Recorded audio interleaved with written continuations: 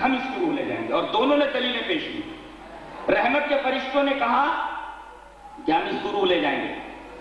دلیل یہ ہے کہ یہ توبہ کر چکا تھا یہ. اور عذاب کے فرشتوں نے کہا ہم لے جائیں گے، اس لیے کہ ابھی تو اس نے کوئی نیکی نہیں کی ہے. اب دونوں لڑ رہے ہیں، دونوں کی دلیل بڑی مضبوط ہے، دونوں بڑی مضبوط دلیلیں دے رہے ہیں. اللہ تبارک و تعالیٰ نے ایک تیسرے فرشتے کو بھیجا انسان کی شکل میں. کہا کہ اگر تم لوگ چاہو تو میں فیصلہ کر دوں. قضیہ کیا ہے؟ انہوں نے بیان کیا.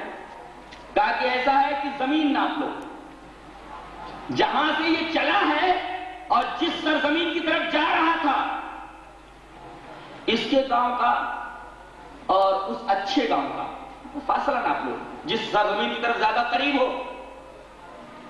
وہی فرشتے لے جائیں. ناپا گیا تو وہ آدمی اس نیکوں کی سرزمین کی طرف تھوڑا سا آگے تھا، لہذا رحمت کے فرشتوں سے لے گئے. اللہ تبارک و تعالیٰ نے اس کے اوپر رحم کیا. کہتے مرتے وقت وہ اپنے سینے کے بل گھسٹتا آگے جا رہا تھا. اس طرح جذبہ پیدا ہونا چاہیے آدمی کے اندر بری جگہ سے بھاگنے. آدمی مرتے وقت پیٹ کے بل آگے کی طرف گھسٹتا تھا، ایسا حدیث کا الفاظ ہے. اس کو کہتے ہیں توبہ، کہ کبھی آدمی برائی کی طرف پلٹ کر کے نہ دیکھے. اس میں توبہ کا طریقہ بھی بتا دیا گیا ہے کہ توبہ کس طرح کیا ہے. تو اللہ تبارک و تعالی توبہ قبول کرتا ہے. اور قرآن میں ہے کہ ان اللہ یقبل التوبۃ عن عبادہ، بے شک اللہ اپنے بندے کی توبہ کو قبول کرتا ہے. شرط یہ ہے کہ توبہ کے تمام شرائط موجود ہونے چاہیے. اور عجیب بات تو یہ ہے کہ اللہ نے ان لوگوں کو خطاب کر کے فرمایا جن لوگوں کا ایمان پہاڑوں کے برابر تھا، جن کے صبر کو قرآن میں ضرب المثل کے طور پر بیان کیا گیا ہے، جن کا ایمان، جن کا اعتقاد پہاڑوں جیسا تھا، ان کو خطاب کر کے فرمایا جا رہا ہے وَتُوبُوا إِلَى اللَّهِ جَمِيعًا أَيُّهَا الْمُؤْمِنُونَ. أَيُّهَا الْمُؤْمِنُونَ سورت قرآن کے پہلے مخاطبین ہیں صحابہ کرام. تم سب کے سب اللہ سے توبہ کرو اے مومنوں، اے صحابہ. اللہ اکبر. ایسے لوگوں سے کہا جا رہا ہے جنہوں نے سب کچھ اسلام کے لیے قربان کر دیا، جس سے پتہ چلتا ہے کہ توبہ کتنی اہم شے ہے. توبہ کتنی اہم شے ہے. اور فرمایا گیا لعلکم تفلحون، تاکہ تم کامیاب ہو جاؤ. تفلحون کہہ کر کے اللہ تبارک و تعالی نے در حقیقت فلاح کو معلق کیا توبہ کے اوپر. یعنی فلا یرجو الفلاح الا التائبون، تائب ہی، توبہ کرنے والا ہی امید رکھے کامیابی کی، دنیا میں بھی اور آخرت میں بھی. اگر آدمی توبہ نہیں کرتا اپنے گناہوں سے تو وہ کامیابی کی امید نہ رکھے. لعلکم تفلحون سے یہی مستفاد ہوا کہ فلا یرجو الفلاح الا التائبون، تائب ہی، توبہ کرنے والا ہی یہ امید کرے کامیابی کی. دنیا میں کامیاب ہونا ہے تو توبہ استغفار کرے، اور آخرت میں کامیاب ہونا ہے تو توبہ استغفار کرے. حضرت عبداللہ ابن عمر رضی اللہ تعالیٰ عنہ کی ایک روایت میرے ذہن میں آ رہی ہے، جسے حضرت امام ابن ماجہ شریف میں، اور یہ روایت ترمذی میں بھی موجود ہے. روایت اس طرح وعن ابن عمر رضی اللہ تعالی عنہما قال ان كنا لنعد لرسول اللہ صلی اللہ علیہ وسلم فی المجلس رب اغفر لی وتب علی انک انت التواب الغفور 100 مرہ. حضرت عبداللہ ابن عمر فرماتے ہیں کہ رسول اللہ صلی اللہ علیہ وسلم کو ہم لوگ دیکھتے تھے کہ ایک مجلس میں، ایک جگہ جب بیٹھتے تھے تو اٹھنے سے پہلے ہم لوگ گنتے تھے کہ 100 مرتبہ یہ دعا پڑھتے تھے. 100 مرتبہ کیا؟ رب اغفر لی وتب علی، اے اللہ مجھے بخش دے، اے اللہ میری توبہ قبول فرما. دیکھیں استغفار اور توبہ. رب اغفر لی، اے اللہ مجھے بخش دے، وتب علی میری توبہ قبول فرما، انک انت التواب الغفور بے شک تو توبہ کو قبول کرنے والا، بخشنے والا. کتنی مرتبہ؟ 100 مرات. ایک مجلس میں یہ دعا 100 بار پڑھتے تھے، اس میں استغفار اور توبہ دونوں ایک ساتھ. اللہ اکبر. آپ ایک عجیب بات سنیں گے، گنہگار بھی بڑا اچھا ہوتا ہے اللہ کی نگاہ میں. نہیں، گناہ کرنے والا بھی اچھا ہوتا ہے، بہت اچھا ہوتا ہے. ایسا گنہگار بھی اچھا ہوتا ہے کیا؟ ہاں حدیث روایت اس طرح. وعن انس بن مالک رضی اللہ تعالی عنہ قال قال رسول اللہ صلی اللہ علیہ وسلم کل بنی آدم خطاء خطاء کون نہیں کل بنی آدم خطاء وخیر الخطائین التوابون رواہ ابن ماجہ. یہ روایت ابن ماجہ میں بھی ہے، مسند احمد میں بھی، ترمذی میں بھی، حضرت انس بن مالک سے. حضرت انس رضی اللہ تعالیٰ عنہ فرماتے ہیں کہ رسول اللہ صلی اللہ علیہ وسلم نے ارشاد فرمایا کہ آدم کی ہر اولاد خطا کار ہے. آدم کی ہر اولاد خطا کار ہے، خطا ہو جاتی ہے.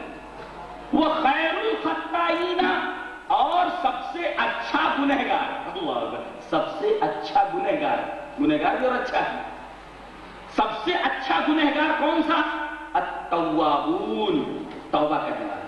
اللہ کو توبہ بہت پسند ہے، توبہ بہت پسند ہے. توبہ سے جانتے ہیں اللہ کتنا خوش ہوتا ہے؟ بندہ گناہ پر گناہ کیے چلا گیا اور پھر اب توبہ کرنا چاہیے، ڈر گیا اللہ سے. اے اللہ میری پوری زندگی گناہوں میں گزر گئی ہے، اے اللہ کیا کروں؟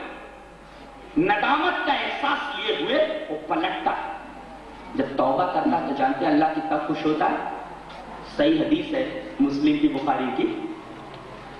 رسول اللہ صلی اللہ علیہ وسلم نے فرمایا اللہ بندے کی توبہ سے جانتے ہو کتنا خوش ہوتا ہے. ایک مثال سے سمجھایا رسول اللہ صلی اللہ علیہ وسلم کہ ایک آدمی ایک اونٹ پر سوار ہو کر کے ایک صحرا کو قطع کر رہا ہے، ایک جنگل کو، ایک بیابان کو قطع کر رہا ہے، اور اسی اونٹ کے اوپر اس کا توشہ موجود ہے، اس کے کپڑے بھی ہیں، پانی بھی مشق میں موجود ہے. ایک جگہ ایک درخت کے نیچے سستانے کے لیے ٹھہر جاتا ہے، آنکھ لگ جاتی ہے. جب بیدار ہوتا ہے تو اونٹ غائب ہوتا ہے. اب پریشان، سامنے لکھوں تک صحرا ہے، کھانے پینے کا کوئی انتظام نہیں. گھبرا جاتا ہے، رونے لگتا ہے. تھوڑی دیر تک اونٹ کو تلاش کرتا ہے، اونٹ نہیں ملتا، رونے لگتا ہے، زاروں قطار ہوتا ہے. اب میں اس لکوٹک صحرا کے اندر بغیر کھانے اور پینے کے مر جاؤں، اب میں نہیں بچ سکتا. روتے روتے حدیث پاک میں ہے کہ اسے نیند آ جاتی ہے اور اسے اپنی موت کا یقین ہو جاتا ہے. اور جیسے ہی بیدار ہوتا ہے سامنے ہی اس کا اونٹ ماں توشے کے پانی میں موجود رہتا ہے، جس کو وہ سونے سے پہلے، رونے دھونے سے پہلے بہت دور تک ڈھونڈ چکا تھا اور اونٹ نہیں ملا تھا. جب بیدار ہوا تو دیکھا اونٹ اس کے سامنے. فوراً مارے خوشی کے اس کی زبان سے یہ الفاظ نکلتے ہیں اے اللہ میں تیرا معبود ہوں، تو میرا بندہ ہے. اللہ کو بولتا ہے، اللہ کو کیا بولتا ہے؟ اے اللہ میں تیرا معبود ہوں، تو میرا بندہ ہے. اور یہ سن کر کے اللہ تبارک و تعالیٰ مسکرا پڑتا ہے. اس سے ایک نکتہ معلوم ہوا کہ بے خیالی میں اگر کوئی غلط بات زبان سے نکل جائے تو اس پر گرفت نہیں ہوتی، چاہے وہ بات کتنی ہی سخت کیوں نہ مانی جاتی. اگر اتفاقاً زبان سے آدمی کی کوئی بری بات نکل گئی تو اس پر گرفت نہیں ہوتی. اللہ تبارک تعالیٰ مواخذہ نہیں کرتا. کتنی بڑی بات کہہ گیا، شرکیہ جملہ بول گیا، میں تیرا معبود تو میرا بندہ. مارے خوشی کے بات کو الٹ دیتا ہے. یہ خوشی کی انتہا بتائی جا رہی ہے. تو جتنا خوش یہ آدمی ہوتا ہے اونٹ کو ماں اپنے سامان کے پا کر کے، ایسے ہی اللہ تبارک و تعالیٰ اس بندے کی توبہ پر خوش ہوتا ہے جو بندہ گناہوں کے میدان میں آگے جا کر کے اللہ کی اطاعت کی طرف پلٹا ہے. اللہ تبارک و تعالیٰ کو توبہ بہت پسند ہے.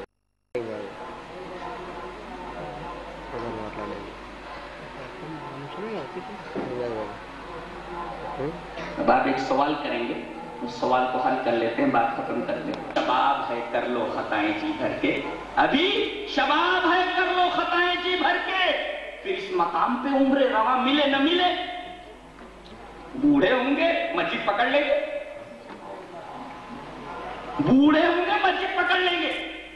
ابھی تو ہاتھ پیروں میں جان ہے، جوانی ہے، عیش کر لو. اللہ فرماتا ہے توبہ قبول نہیں ہوگی. گناہ کرنے کے بعد قریب توبہ کرو. ثم یتوبون من قریب، قریب ہی توبہ کرو. اس بھروسے میں نہ رہو کہ زندگی تمہارے ساتھ وفا کرے گی، اس لیے کہ اگلے لمحے کا کوئی بھروسہ نہیں ہے. اگلا پل شاید تمہاری موت کا پل ہو. تم نے کیسے یقین کر لیا کہ ابھی جوان ہے ہم؟ کا جوان کو موت نہیں آتی، بڑھاپے کا انتظار کر رہے ہیں توبہ کے لیے. اللہ فرماتا ہے توبہ ایسے لوگوں کی اللہ قبول کرتا ہے جو گناہ کرنے کے بعد ثم یتوبون من قریب توبہ کر لیتے ہیں، فاولئک یتوب اللہ علیہ، اللہ ان کے اوپر اپنی نظر کرم فرماتا ہے، توبہ قبول کر لیتا ہے۔ تو جلدی توبہ کر لینا چاہیے، جلدی توبہ کر لینا چاہیے، اگلے لمحوں کے انتظار میں توبہ کو نہیں ٹالنا چاہیے۔ اور دیکھو ایک قول کسی فلاسفر کا میں نے پڑھا ہے کہ غلطیوں پر سرکشی کا اضافہ نہ کرو، غلطیوں پر سرکشی کا اضافہ نہ کرو، اس لیے کہ اللہ کے ہاں غلطی قابل معافی ہے، سرکشی قابل معافی ہے۔ غلطی اور سرکشی کا فرق ہے۔ غلطی بائی چانس ہو جائے گناہ ہو گیا، پھر گناہ ہو گیا، چلو پھر گناہ ہو گیا، یہ غلطی ہے۔ سرکشی کسے کہتے ہیں؟ آدمی برابر وہ کام کرتا ہے، آدمی برابر وہ کام کرتا ہے، غلطی اتفاقاً ہو جائے کرتی ہے، بائی چانس ہو جائے کرتی ہے، اور جو برابر کرتا رہے وہ غلطی نہیں ہے، وہ تمرد ہے، سرکشی ہے۔ اللہ تبارک و تعالیٰ نے پہلے پارے کے اندر بتا دیا ہے کہ انسان کسے کہتے ہیں اور شیطان کسے کہتے ہیں۔ غلطی انسان سے ہوتی ہے، سرکشی شیطان سے ہوتی ہے۔ حضرت آدم سے غلطی ہوئی، فوراً توبہ کی انہوں نے، قال ربنا ظلمنا انفسنا وان لم تغفر لنا وترحمنا لنكونن من الخاسرین، لیکن غلطی شیطان سے ہوئی، آج تک راندے درگاہ، برابر وہی غلطی ریپیٹ کر رہا ہے۔ تو غلطی کرنا انسانیت ہے اور سرکشی کرنا شیطانیت ہے۔ اللہ تبارک تعالیٰ نے انسان بننے کی توفیق عطا فرمائے اور توبہ کی توفیق دے۔ وآخر دعوانا الحمدللہ رب العالمین۔